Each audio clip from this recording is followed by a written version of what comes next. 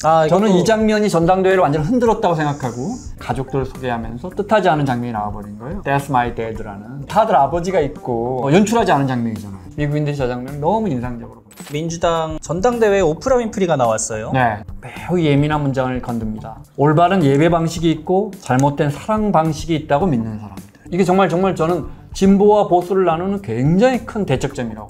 팀 월즈 부통령 후보가 트럼프 대통령한테 위어드, 우리말로는 괴짜 빠이? 빠이. 이 위어드라는 말이 엄청난 파급 효과를 가져와요. 자, 안녕하세요. 김원장 기자의 기자간담회, 기자들이 간 다음에 첫 회 시작하겠습니다. 이런 제목은 어떻게 생각해낸 거예요? 그러니까 기자간담회라는 말이 있잖아요. 네. 저희가 컨셉을 기자들 간 다음에 저희끼리만 하는 뭔가 그 뒷이야기가 있지 않을까. 네. 이런 느낌에서 뭔가 기자간담회 이렇게 지어봤습니다. 오늘 첫 주제는 얼마 남지 않았죠. 미 대선에서 우리가 놓치고 있는 지점들, 특히 미 대선을 흔든 몇 가지 영상들, 그 단어들, 우리 뉴스가 전하지 않은 그런 것들 챙겨봤거든요. 그 첫 장면으로 저는 바이든 대통령이 후보를 사퇴하게 된 결정적 이유가 되는 이 장면 하나 꼽았는데요. 네. 바이든 후보와 트럼프 후보가 TV 토론을 끝내고 토론이 다 끝났어요. 여기서 결정적 장면이 펼쳐지는데 보겠습니다. 자, 토론회가 완전히 끝났습니다. 한 번 했죠. CNN이 주최했고요. 트럼프 대통령은 손을 흔들면서 퇴장하죠. 앵커들하고 굳이 악수하지 않습니다. 프로그램이 완전히 끝났는데 여기서 뜻밖의 미국의 유권자들이 매우 주목한 장면이 나옵니다. 바이든 대통령은 이 쿼티스 이런 예의 이런 걸 중요시 여기기 때문에 굳이 내려가서 앵커들과 악수를 하려고 하는데 잘 못 걷습니다. 저 TV 토론회에서 바이든 후보가 가장 시청자들에게 어필해야 할 부분은 뭐예요? 자신의 정신건강. 그렇죠. 육체적 건강, 정신적 건강이에요. 네. 그죠? 저기서 그냥 걷지 못하는 거예요. 네. 워킹 다운이 안 되는데 저걸 또 미국의 네티즌들은 스텝 다운, 그러니까 걸어서 내려오는 거. 네. 근데 스텝 다운이 물러나다는 뜻도 있잖아요. 네. 그러니까 스텝 다운이 안 되잖아요. 그러니까 스텝 다운 해라. 저 장면이 치명적인, 그런데 거대 여당의 대선 토론팀에서 저런 전략을 놓쳤다는 건 정말 TV 토론 역사에 정말 길이 남을 만한 큰 실수죠.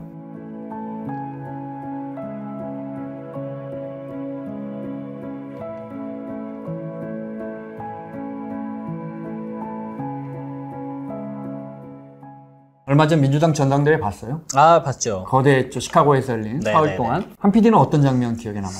저는 어떤 장면보다는 네.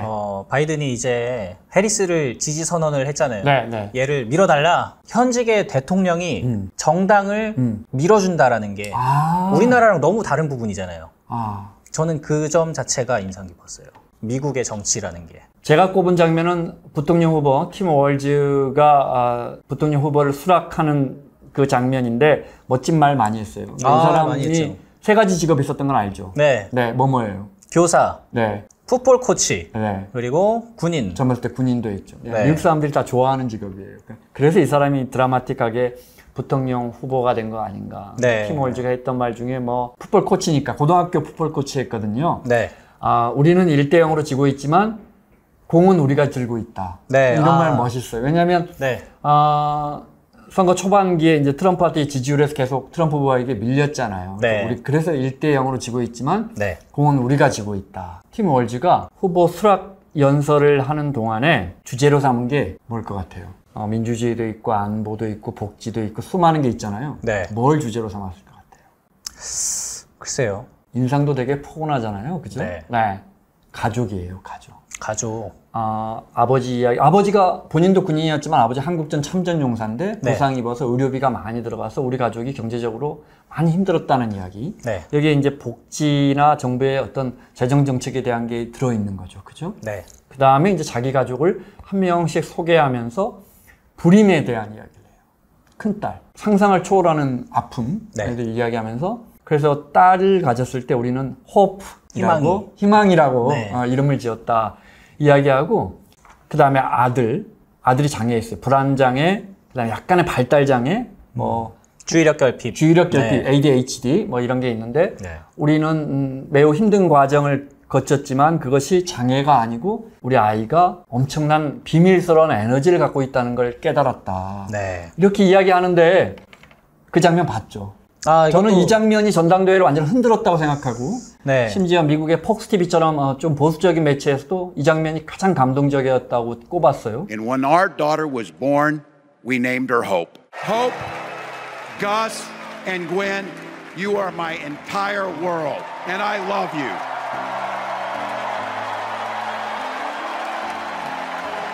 가족들을 소개하면서 뜻하지 않은 장면이 나와버린 거예요. 네. That's my dad라는. 네. 그래서 그 해시태그로 That's my dad가 엄청 올라왔어요. 아, SNS에. 인스타그램 이런데. 인스타그램. 자, 다들 아버지가 있고 네. 연출하지 않은 장면이잖아요. 네. 미국인들이 저 장면을 너무 인상적으로 본 거죠. 네.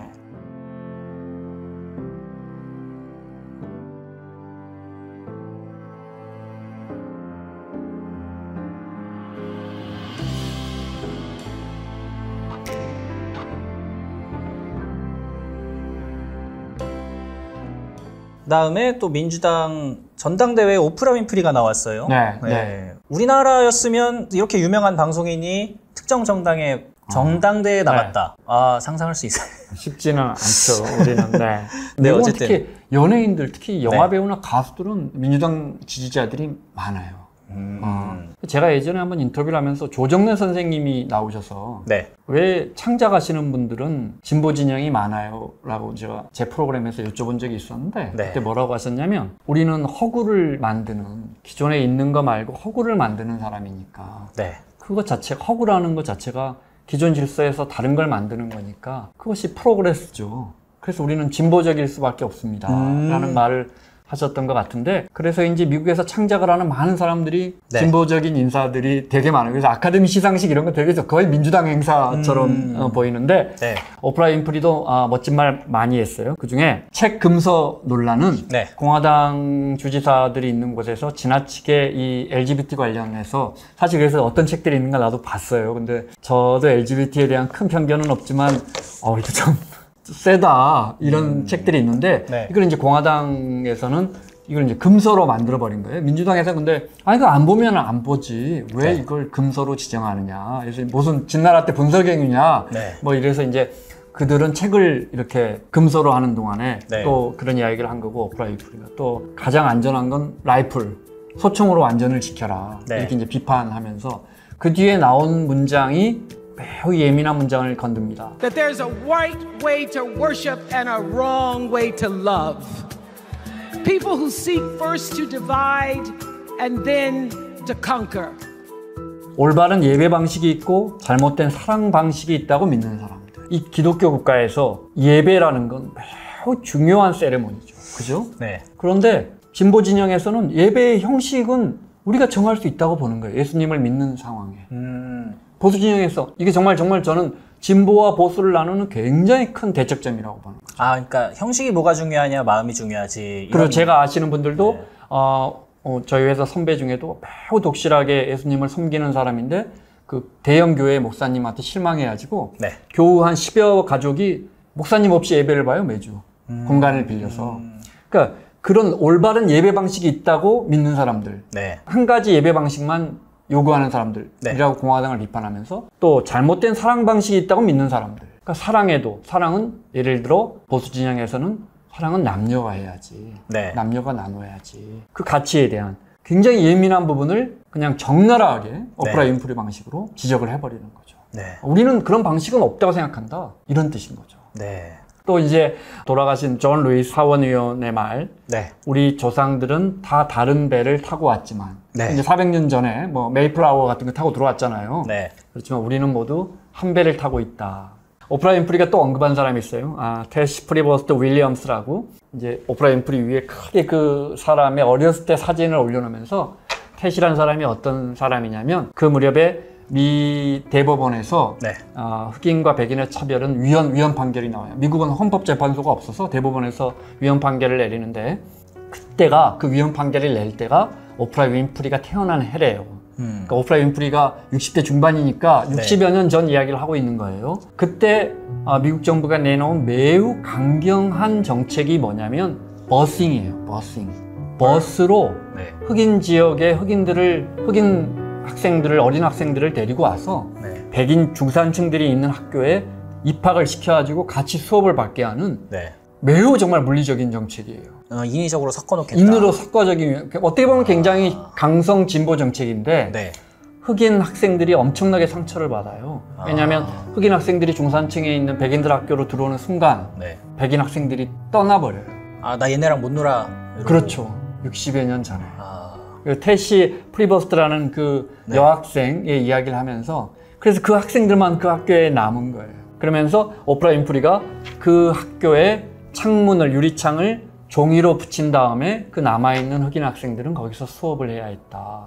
종이로 왜 붙이나요? 아주 극성 인종주의자들이 라이플로 테러를- 백인 학교에서 수업받는 흑인 네. 학생들을 죽인 적이 있었거든요. 아, 그런데 이제 몇 해 뒤에 네. 비로소 흑인과 백인이 함께 앉아서 수업을 할 수 있었다. 네. 그 테시 프리버스트가 며칠 전에 세상을 떠났다라는 네. 이야기를 하는데 여기서 왜 버싱이 다시 나오냐면 사실은 이게 해리스가 민주당의 대선 경선에서 해리스가 졌으니까 이제 바이든 후보가 된 거 아니에요? 민주당 후보가. 네. 그때 이 버싱을 가지고 바이든 대통령을 공격한 적이 있어요. 내가 어렸을 때 그 버싱으로 당했다. 네, 네. 그런데 그때 그 기득권 정치인들 사이에서 당신이 그걸 못 막지 않았느냐. 당신이 거의 그 한패 아니었냐. 그 정책을 밀어붙인. 해리스가 버싱을 가지고 바이든 민주당의 대선 후보를 공격한 적이 있었는데 그 버싱의 사례를 들면서 그렇게 해서 흑인과 백인이 한 학교에서 공부할 수 있었다는 이야기를 오프라 윈프리가 합니다. 그렇게 해서 어떤 사람들의 희생으로 네. 고통을 거쳐서 역사가 발전했다는 네. 진보의 이야기를 하는 거예요.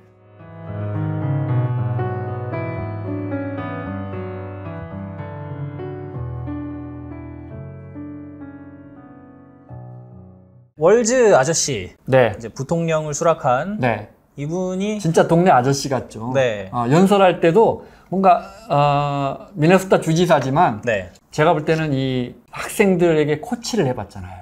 네. 미식축구에서. 그래서 뭔가 친근한 리더십이 있는 것 같아요. 근데 이 사람한테 약간 이상한 별명이 좀 있다고요. 그거는 공화당에 붙인 건데 네. 사실은 이제 민주당 쪽에서는 코치라고 사진 하나 보여드릴게요. 네, 코치라는 이미지로 가려고 했어요. 이제 군인도 하고 교사도 했지만 코치가 네. 뭔가 국민들을 이렇게 이끌어가는 리더십의 느낌이 있잖아요. 그래서 네.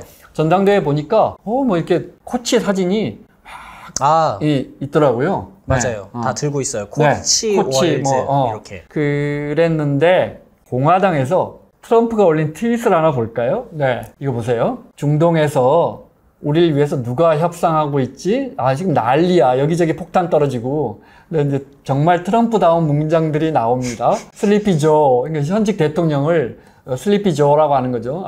졸린 대통령은 캘리포니아에서 어디서 자고 있고 해변에서 민주당에서 이제 쫓겨났다 이거죠. 이제 대선 후보에서 쫓겨났다 이거죠. 그 다음에 컴레드 카멜라 동지는 왜 이게 프렌드로 않고 컴레드로 했을까요? 뭔가 사회주의자, 동지라고 해서 사회주의자 이미지. 동지, 당원 동지인 카멜라는 템폰 팀, 그러니까 팀 월즈 부통령 후보와 함께 버스 투어나 하고 있다 이렇게 하면서 중동의 외교정책 실패에 대해서 트럼프가 이렇게 아주 강도 높게 비난하고 있는데 여기 보면 탐폰 팀이 나와요. 탐폰 팀 월즈를 이야기하는 거예요. 무슨 뜻일까요?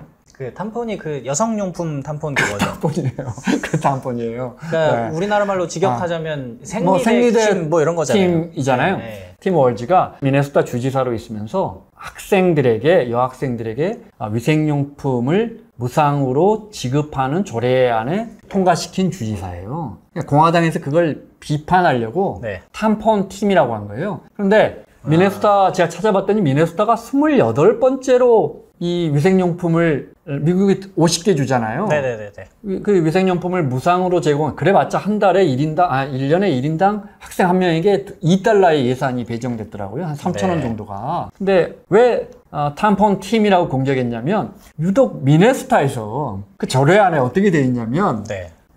화장실을 사용하는 모든 학생들에게 위생용품을 무상으로 지급한다. 이 문장이 뭐가 문제예요? 화장실을 사용하는 모든 학생. 그러니까 남녀 구분을 안 했네요. 네. 빙고. 네. 근데 이게 우리가 보면 네. 그럴 수도 있지 그게 중요해? 네네네. 굳이 여자 화장실에서만 제공한다 이러지만 네. 사실 이게 또 논쟁이에요. 이게 자신의 성적인 정체성을 굳이 드러내지 않으려고 하는 학생들이 늘고 있기 때문에 유럽을 중심으로 미국도 그런 학생들이 늘고 있어서 네. 기본적으로 진보 진영에서는 점점 성적인 표현, 성을 그 어떤 기준화하는 규정하는 표현들 안 해요. 네. 요즘 한참 된 것 같은데 우리 저 비행기 타면 Lady and Gentlemen 이런 말 안 해요. 그럼 지금 뭐라고? 지금은 손님 여러분 이래버리죠. 아, 영어로는 Hello customers, 아니지. 저기 뭐지 승객들이 뭐지? passengers. passengers 이러죠. 네. 그러니까 Lady and Gentleman이라는 표현 거의 사라졌어요. 그러네요. 근데 이제 공화당 측에서는 네. 야, 니는 뭐냐? 아니, 여학생들에게만 주지. 왜 굳이 이런 표현을 하느냐? 네. 이렇게 문제를 삼으면서 이제 템펀 팀이라는 별명을 붙였고 템펀 팀이라는 이미지까지 만들어지는데 정작 민주당 쪽에서는 이 표현을 그렇게 네. 싫어하지는 않는 것 같아요. 템펀이 어때서? 이런 분위기예요. 네. 아, 그거네요. 그러니까 그거를 별명으로 쓰려는 너네가 음흉한 거다. 뭐 그런 식으로 네. 별 반응하지 않고 있어요. 네. 이게 사실 누구 놀릴 때도 그렇잖아요. 이게 막 같이 막 이러면은 놀리는 사람도 신나서 더 하는데 뭐 하냐 이러면은 얘가 더 무한해지잖아요. 일종의 그런 거예요. 약간 그런 것 같네요. 예. 네. 자, 그래서 지금 해리스가 지지율도 높은데 약점도 분명히 있겠죠. 공화당이 만든 사진 그 그래프를 하나 이미지를 하나 볼까요? 네. 보면 미국은 기름값이 중요해요. 미국은 전 세계에서 가장 운전을 많이 하는 나라거든요. 그렇죠. 네. 미국은 그 기름값 싸기로 유명한 나라인데 네. 가솔린이 51%나 올랐다. 사실 근데 이거 공화당에서 트럼프가 만든 트위터 한 거에서 제가 이거 퍼왔기 때문에 얼마나 사실인지는 잘 모르겠어요. 과장이 워낙 심해서. 근데 어쨌든 물가가 많이 오른 건 사실이니까. 네. 전기료고 32%, 항공요금 23%, 식료품 22%. 네. 그래서 그 카메라가 부통령 다음에 그 실질 임금은 3.9% 떨어졌는데 물가는 20%나 올랐다. 네. 네. 이렇게 공격을 하고 있는데 이게 이제 사실은 민주당에서 성장률도 많이 올랐고 코로나 때문에 어쩔 수 없었다 이렇게 반응하고 있지만 별 효과가 없었는데 경기 침체 우려가 나오고 다음 달쯤 연준이 금리를 내린다고 하니까 그러니까 이제 크루크만이나 다른 신문들이 야 물가 요소가 선거에서 상당히 희석되고 있다. 민주당이 불리한 물가 요소가 네. 반면에 경기 침체에 대한 우려가 커지고 있다. 이런 분석이 나오고 있고. 그렇구만 이제 뉴욕타임즈의 정기 기고하잖아요. 거기에 네. 보면 오히려 트럼프가 인플레이션을 불러올 것이다. 네. 그래서 트럼플레이션 그 용 원래 있는 단어인데 기본적으로 관세를 높이면 네. 수입하는 물건값이 비싸지겠죠? 네. 그럼 이제 수입 물가가 비싸지면 미국처럼 소비재 대부분을 수입하는 나라에서는 소비자 물가가 비싸지니까 네. 크루크만의 분석대로라면 소비자들의 구매력이 4% 정도 떨어지더라. 그러니까 절대 관세를 높인다는 게 트럼프 후보의 주장처럼 중국 사람들의 호주머니를 터는 게 아니고 중국 국민들의 호주머니를 터는 게 아니고 물가가 올라서 결국은 미국 사람들의 호주머니를 털 것이다. 네. 그 다음에 기본적으로 수입하는 소비재의 가격이 높아지면 네. 그걸로 중간재를 만드는 미국의 기업들의 수출이 줄어들 것이다. 원가가 비싸지니까. 네. 그래서 무역수지 적자를 줄여보려는 트럼프의 노력은 효과가 없을 것이다. 라는 게 이제 크루크만의 주장이고. 네. 또 기본적으로 관세 장벽을 높여서 물가가 높아지면 달러 값이 비싸질 텐데 이제 글로벌 시장에서 그러면 미국 제품을 수출하는 게 더 어려워지는데 기본적으로 이런 이유들 때문에 예를 들어 트르키안 같은 나라도 옛날 터키, 에르도안도 이런 정책을 쓰다가 물가가 지난해 85%나 높아져서 결국은 포기했다. 이러면서 이제 트럼프의 물가에 대한 공격을 맞받아치고 있어요. 네. 트럼플레이션이라는 단어까지 만들어가면서. 네.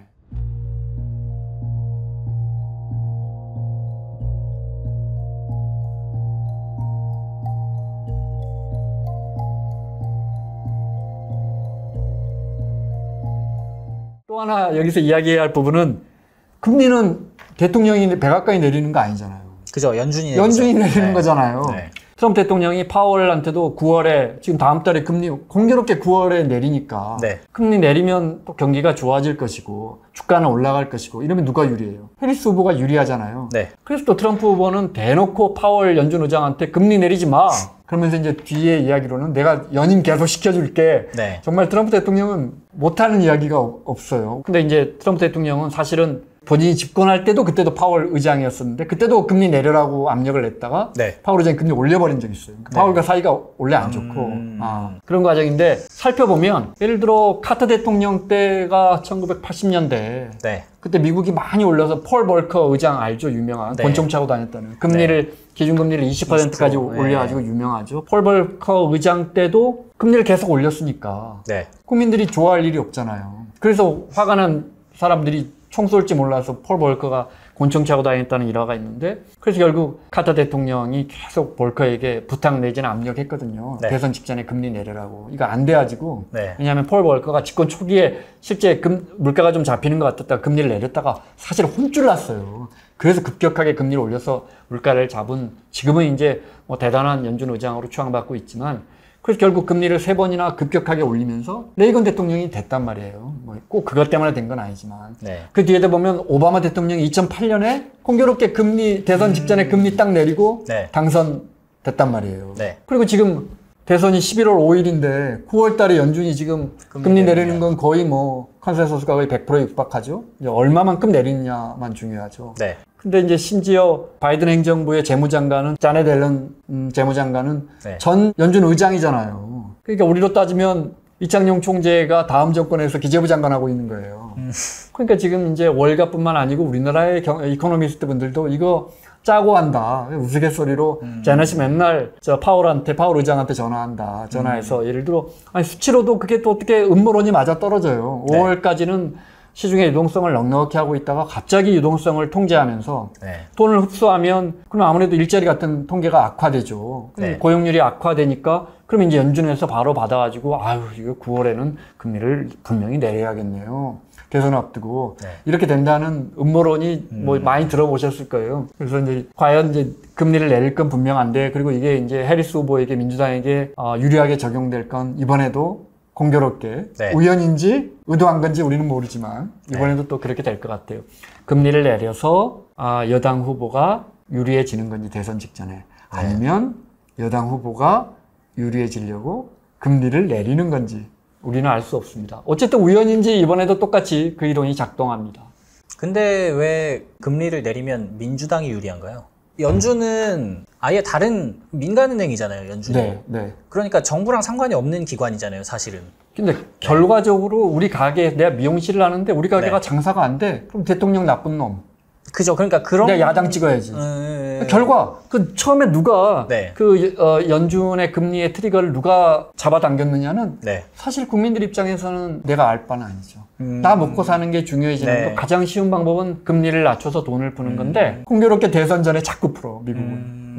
네, 그래서 저희가 전당대회부터 지금 쭉 보고 있는데 네. 뭐 이팀 월즈 부통령 그리고 오프라 윈프리 이런 주변 사람들이 굉장히 이번 전당대회에서도 그렇고 화제가 됐잖아요. 그런데 이제 반대쪽 공화당 쪽에는 보면 트럼프만 주목을 많이 받았던 것 같아요. 지난 그 바이든 트럼프 붙었을 때도 그렇고 네. 요번에도 그렇고. 근데 좀 바뀌고 있나요? 어떤 거? 맞아요. 트럼프랑 뭘 하면 주인공이 트럼프가 돼요. 그러니까 사람들이 그건 네. 근데 이제 해리스가 상당 부분 이니셔티브를 가져오고 있는 것 같은데 그거야 이제 개표함을 열어봐야 하고 또 하나 드리고 싶은 말씀이 팀 월즈 부통령 후보가 미네소타 주지사 할 때 이런저런 이야기를 하다가 트럼프 대통령한테 위어드 그 단어 알죠? 위어드 이상하다. 우리말로는 약간 괴상하다 이런 괴짜다. 또라이? 또라이. 걔는 또라이야. 이 위어드라는 말이 엄청난 파급 효과를 가져와요. 기존의 민주당의 대선 후보들이나 부통령 후보들이 써온 단어들은 미국은 기본적으로 이제 PC주의 민주당 사람들의 그 political correctness, 그러니까 정치적 올바름주의. 네. 그게 가장 중요한 것 중에 하나가 발음, 네.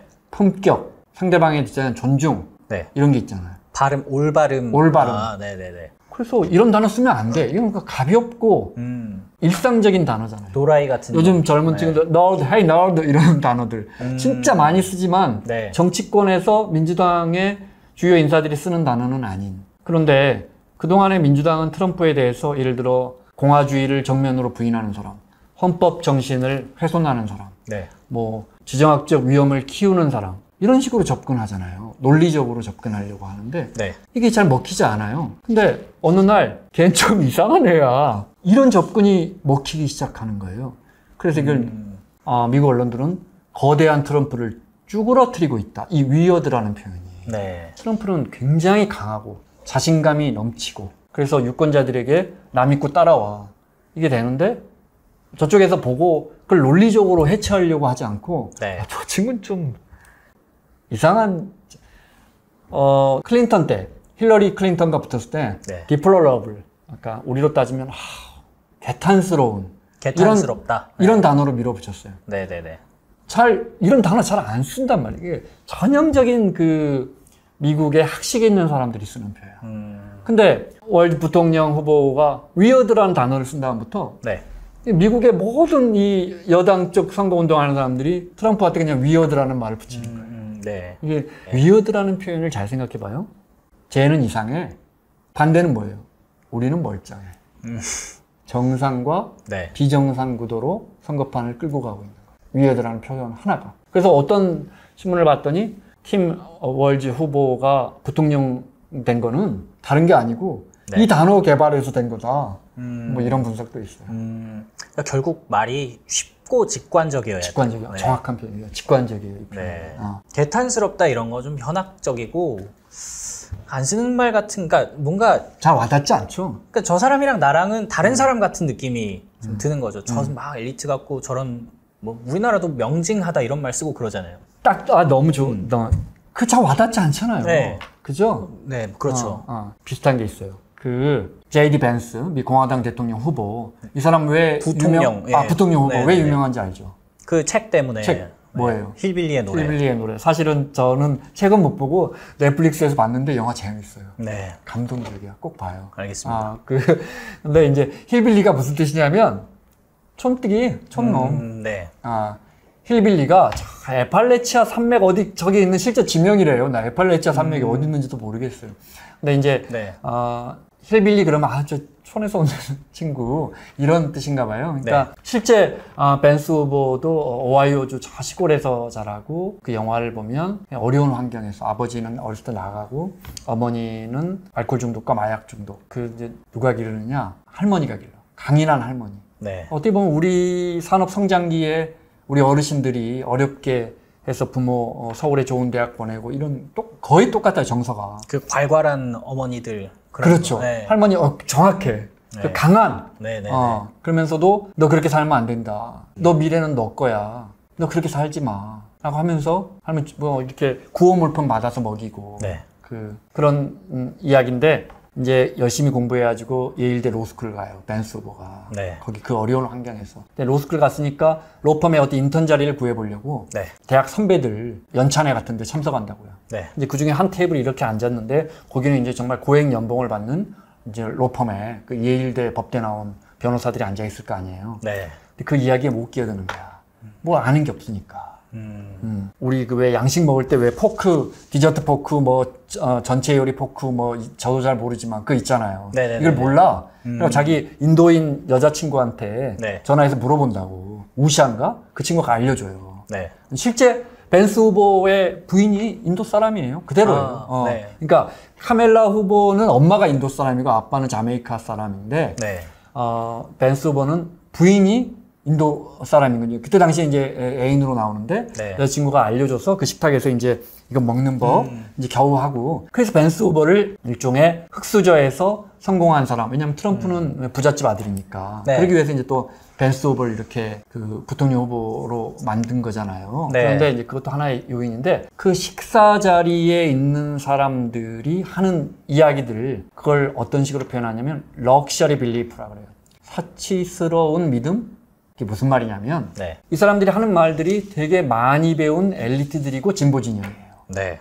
그런데 서민들이 보기에는 이게 위선이고 입에 바른 소리들. 그러니까 뭐 정의를 위한다, 우리를 서민을 위한다 하는데 하는데 사실은 올바르고 다... 공동체 이야기한다고 하는데 네. 사실 그 사람들 보면 예일대 로스쿨만 나온 게 아니고 네. 엄청 비싼 수천만 원짜리 사립학교 나왔고 사실은 초특급 엘리트들이라는 거죠. 주말에는 아버지랑 같이 또는 뭐 처갓집과 같이 요트 타러 가고 이런 사람들이라는 거지. 네. 이게 이제 지금 공화당을 지지하는 미국의 수많은 중산층과 백인 서민들의 정서를 관통하고 있는 거예요. 네. 이게 트럼프를 대통령으로 만들어준 거예요. 그래서 그 마이클 샌덜 교수가 미국의 백인 중산층과 서민들의 그 기저에 흐르는 이 분노, 네. 그걸 뭐라고 하냐면 엘리트들이 우리를 깔보고 있다는 공정한 피해의식, 이거를 복구시켜야 한다, 민주당이. 네. 그래야 선거를 이룰 수 있고, 이 공정한 분노, 공정한 피해의식을 트럼프가 악용하고 있다, 이렇게 마이클 샌델 교수가 지적한 적이 있었거든요. 이게 이제 미국인들의 보수나 트럼프 대통령을 지지하는 그 정서의 핵심이에요. 거기에 나오는 표현이 럭셔리 빌리프예요. 네. 그러니까 예일대 법대를 나온, 그러니까 나비 넥타이를 맨 네. 진보 진영 사람들. 우리로 따지면 강남 좌파 뭐 꼭 맞는 건 아니지만 네네네. 늘 옳은 소리를 해. 네. 중국과 자유무역을 하고 글로벌 교역을 확대하고 네. 온 지구 공동체가 발전하자. 중국만 발전하더라. 우린 일자리도 없고 러스트벨트에서 우린 점점 가난해지는데 나는 집 앞에 성조기 꺾고 나는 정말 USA가 자랑스러운데 네. 그럼 나는 가난해지더라. 그런데 그걸 했던 뭐 클린턴 대통령이나 힐러리 클린턴이나 네. 오바마나 우리는 그 사람들에게 표를 줬는데 그 사람들의 가치, 그 사람들의 자유, 그 사람들의 평화, 기회, 도전, 무엇보다 그 핵심은 프리덤이죠. 미국을 만드는. 네. 줬는데 저 사람들 수백억짜리 집에 살더라. 다 위선 아니냐. 네. 그걸 이제 트럼프 대통령이 공략하는 거죠. 내가 그걸 고쳐줄게. 쟤네들 다 나를 위선자야. 내가 진정 너네를 위하는 트럼프 대통령이야. 대통령의 말로 재벌집 그 디벨로퍼 아들이고 하지만 네. 그건 또 뭐 트럼프가 주장하는 메시지가 중요한 거니까. 네네네. 그게 이제 대중들에게는 먹혀 들어가고 있는 거죠. 네. 또 하나는 제가 이제 자꾸 PC주의 이야기하잖아요. Political Correctness. 미국의 지도자들을 이끌어온 그 바르고 공정하고 예의 바르고 품격 있는. 네. 근데 해리스가 여기서 좀 벗어나 있어요. 그러니까요. 해리스가 초특급 엘리트더라고요, 보니까. 사실은 부잣집딸이야. 네. 그러니까 누가 보면 오바마처럼 굉장히 어렵게 막 네. 이민족에서 자라고 뭐 아버지가 자기 버리고 어머니가 재혼해서 인도네시아에서 자라고 오바마처럼 이럴 것 같지만 네. 사실 굉장히 부잣집 인도 여성의 딸이란 말이에요. 저 해리스가 나온 워싱턴의 저 사립대만 해도 굉장히 학비가 비싼. 그러니까. 근데 네. 그러면 이제 그 PC주의를 써야 되잖아요. 네. 근데 또 해리스가 또 그 공식을 안 지켜요. 해리스는 그냥 대표적인 게 해리스의 그 깔깔 웃음, 그쵸. 그게 너털 웃음. 되게 호감이잖아요. 그게 보통 이제 이게. 친근하게 보인다는 거예요. 근데 이제 이런 것도 해리스가 이니셔티브를 지니까 나오는 이야기죠. 그죠? 만약에 이 지지도가 없으면 네. 웃음도 품격 없다. 언론이 이랬을지도 몰라요. 코코넛 트리 알죠? 코코넛 트리. 몰라요? 너넨 어디 코코넛 트리에서 나온 줄 아니? 그거, 엄마가, 네. 이제 그게 해리스가 어디 가서 한 이야기예요. 우리 엄마가 막 하면 수다를 떠는 거예요. 동네 네. 아줌마처럼. 사실은 엄청난 명문대를 나오고 검사 출신에 검사장까지 하고. 엄마가 심지어 브라만이더라고요. 그 인도에. 그래요? 인도의 최상위 계층. 그래, 우리 그렇게 배웠잖아요. 네. 그러니까 사실 어려움이 없이 자란 사람인데 네. 근데 그 민주당의 정통 지도자들이 갖고 있던 그런 격식과 품격을 많은 부분 버리고 우리 엄마가 나저 코코넛 트리에서 나온 이게 우리말로 따지면 너 다리 밑에서 주워왔어 이런 거거든요. 네.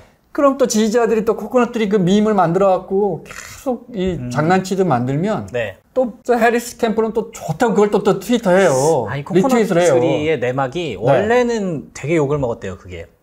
근데 누군가가 나는 해리스가 저 얘기를 하는 게 일주일에 한 번을 보면은 그 시간이 약이 되는 것 같다고 쓴 거예요. 그러니까 저 멘트를 하는 그 순간이 되게 힐링이 된다라는 거죠. 그 게시글을 누가 올렸더니 그게 확산이 된 거예요. 그러니까 이제 캠프에서 야 이거 써먹어야겠다. 그러니까 네. 지금 말씀하신 것처럼 이런 해석도 사실은 민주당이 지금 바람을 잡았기 때문에 그럴 수도 있겠네요. 이런 것들이 해리스의 장점이다. 네. 이렇게 나오는 게 아닌가. 그래서 아까 말한 것처럼 네. 어떻게 선거만 하면 트럼프가 주인공이 됐다. 근데 그 주인공이 지금 축이 해리스로 옮겨가고 있는 거 아닌가. 네. 그래서 여기 보면은 벤스의 배경이나 해리스의 배경을 보면 사실 둘이 반대가 될 것 같은 느낌도 좀 들잖아요. 그래서 네. 일부러 두 사람의 그런 어떤 명문가 자제라는 이미지를 희석시키기 위해서 네. 둘 다 월즈나 벤스 같은 부통령 후보, 흑수저 출신, 네. 친근한 학교 선생님, 또 이렇게 벤스처럼 소설가의 자수성가한 사람을 네. 부통령 후보로 구도를 만들어 놨죠.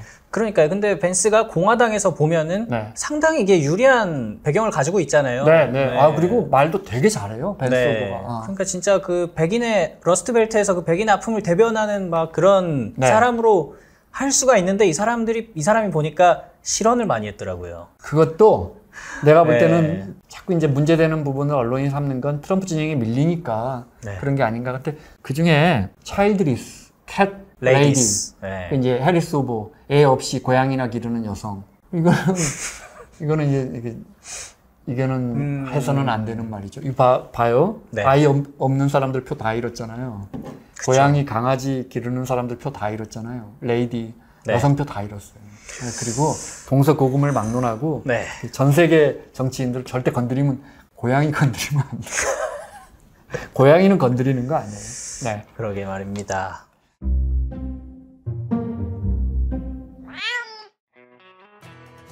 미 대선에 향방을 가를 몇 가지 주요 순간들 이러면서 뽑고 여러 가지 이야기를 해봤는데 9월 10일에 있을 이 미 대선 토론 이 말씀드린 내용들 가지고 보시면 재밌지 않을까. 네, 그리고 미국이란 나라가 굉장히 네. 허술하고 어떻게 보면 정말 엉터리 국가 같지만 이 민주주의를 끌어가는 이 선거를 축제처럼 치르는 걸 보면 우리가 아직도 배울 게 많구나 이런 생각이 듭니다.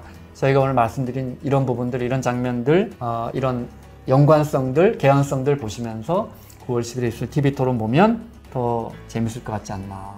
자, 김 원장의 기자 간담회, 기자들이 간 다음에 오늘 첫 회였습니다. 저희는 다음 주에 찾아뵙겠습니다. 고맙습니다.